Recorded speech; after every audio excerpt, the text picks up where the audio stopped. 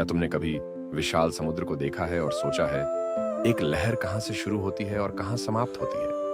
या कभी तारों को देखकर यह प्रश्न किया है, क्या मैं केवल एक छोटा सा कण हूं या इस पूरे ब्रह्मांड का एक अभिन्न हिस्सा? आज मैं तुम्हें एक ऐसा सत्य बताने आया हूं जो इतना गहरा है, इतना शक्तिशाली है कि यदि तुम इसे समझ गए तो तुम्हारा दृष्टिकोण ही बदल जाएगा। तत्त्वमसि, मैं वह हूं। पर यह वह क्या है और यह मैं कौन हूं? आओ एक यात्रा पर चलो।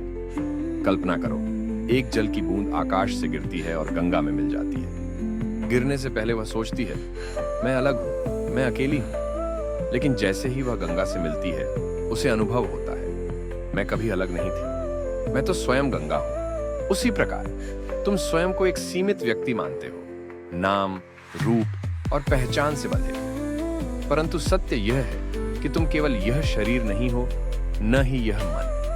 तुम तो अनंत हो, सनातन हो, दिव्य ज्योति हो, परमात्मा के साथ एक हो। तत्त्वमसि, मैं वही हूं। पर अब तुम्हारे मन में प्रश्न उठेगा, यदि मैं दिव्य हूं तो मुझे दुख क्यों होता है? मैं सीमित क्यों महसूस करता हूं? आह, यही है माया, महान भ्रम। सूर्य सदा चमकता रहता है, परंतु यदि बादल उसे ढक लें तो क्या सूर्य अदृश्य हो जाता है? नहीं। वैसे ही तुम्हारा सच्चा स्वरूप अनंत और दिव्य, अहंकार और अज्ञान के बादलों से ढका हुआ है।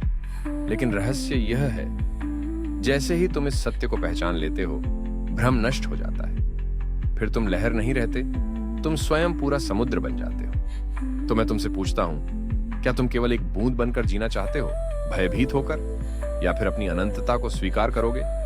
तत्त्वमसि, तुम वही हो। ईश्वर और आप एक है।